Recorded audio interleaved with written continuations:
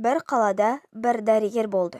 Үйінде үлгілі отағасы, мейірімді әке болмағанымен, жұмыста мүлде басқаша еді.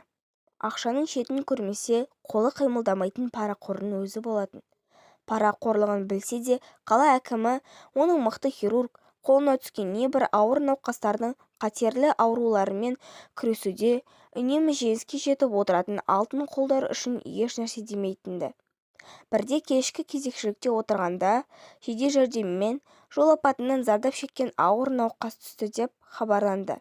Дәрігер ол жаққа аттап баспастан қаладағы белгілі кәсіпкердің әйелінің жанына баруға асыққан еді. Жолын кес-кестеген бір адам жіберер емес. Ауыр жол апатына түскен баланың әлденеше жерден қан тамырлары үзіліп, көп қан жоғалтуда. Мұндағы медбикелердің айтуына қарағанда, сізден басқа ешкім ота жасай алмайды. Бозбалаға көмектесе көріңіз, деп жалынды. Уақытының тар екендігін, қазірдің өзінде ауыр науқасқа ота жасауға асығып бара жатқандығын жүре ескерткен дәрігер болса, мойнын бұрмастан кете берді. Кәсіпкердің келіншегіне жасалар ота өте жеңіл еді, көмекшілері де жасай беретін. Бірақ отаға бастан аяқ өзі қатысты. Кезек күтіп тұрған басқа науқастардың да отасына қатысып барлығы сәтті өтіп, кабинетіне келсе де, әлденеге елегізіп отыра алмады. Сағатына қараса 12-ден асқан екен. Шыдай алмай қабылдау бөліміне барып, ауыр науқастың жақынын шақырып алды.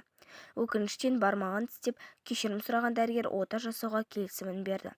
Оны енді қажеті бола қоймас деп ойлаймын, дәрігер, себебі ол жаңа сағат 12-де қайтыс болды, деді ол. Балаңыз ба еді? Деді дәрігер төмен қарап кінәлі үнмен. Жоқ, мен бұл баланы мүлде танымаймын. Мотоциклмен жол апатына түскендіктен жол жиегінде жатыр екен. Бүгін ұлымның тойы екендігіне қарамастан, тірі болғандықтан осы ауруханаға өз өтініші бойынша әкелген едім. Тіпті кім екендігін белгісіз. Мынау сырт киімдері. Қазір полицейлерге тапсырамын, деп сұр бешпетті нұсқады. Таныс сурет. Кешкісін осы бешпетті ұлы киіп отырған. Бұл бешпетті өзі шетелден ала келіп еді. Жан ұшырған дәрігер ешкімге қарамастан мәйітханаға жүгірді. Бірақ бәрі кешеді.